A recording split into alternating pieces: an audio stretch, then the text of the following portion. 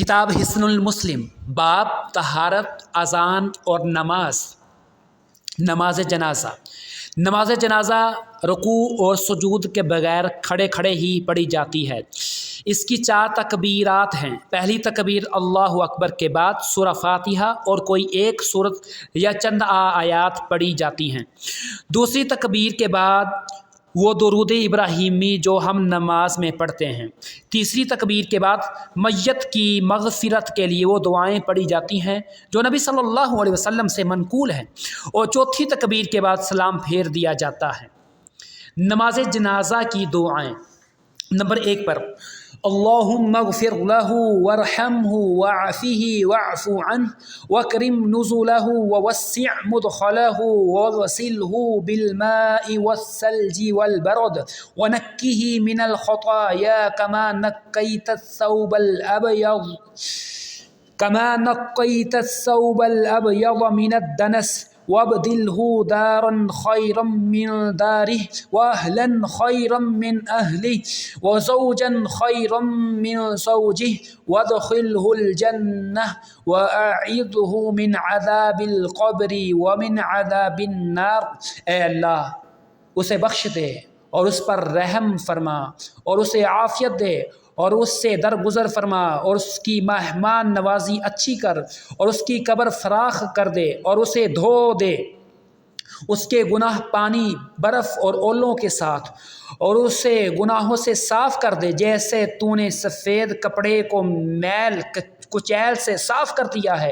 اسے بدلے میں ایسا گھر دے جو اس کے گھر سے زیادہ بہتر ہو، اور گھر والے جو اس کے گھر والوں سے زیادہ بہتر ہوں، اور بیوی جو اس کی بیوی سے زیادہ بہتر ہو، اور اسے جنت میں داخل فرما اور قبر کے عذاب اور آگ کے عذاب سے بچا۔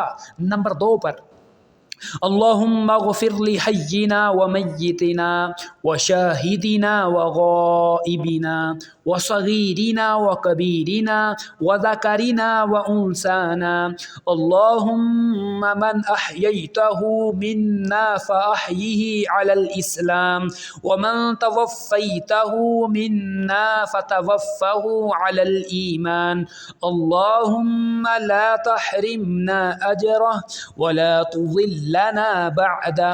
اے اللہ ہمارے زندہ اور فوت شدہ کو، ہمارے حاضر اور غائب کو، ہمارے چھوٹے اور بڑے کو، ہمارے مرد اور ہماری عورتوں کو معاف فرما دے۔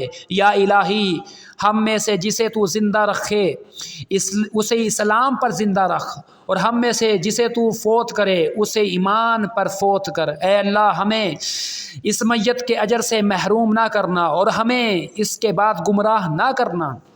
نمبر 3 پر اللہم ان فلان ابن فلان فی ذمتک وہب لجوارک فقہ من فتنة القبر وعذاب النار وانت اہل الوفاء والحق فاغفر له وارحمه انك انت الغفور الرحیم۔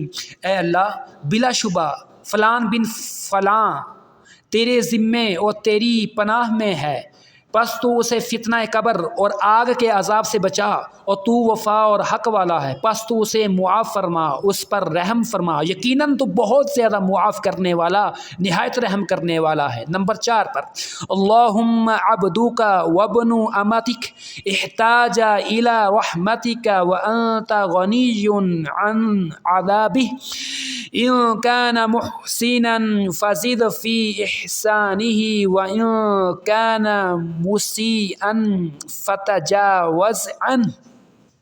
اے اللہ تیرا یہ بندہ اور تیری کنیز کا بیٹا تیری رحمت کا محتاج ہو گیا ہے، اور تو اسے عذاب دینے سے بے نیاز ہے۔ اگر یہ نیک تھا تو اس کی نیکیوں میں اضافہ فرما، اور اگر یہ گناہ گار تھا تو اس سے درگزر فرما۔ اور یہی باب جاری ہے۔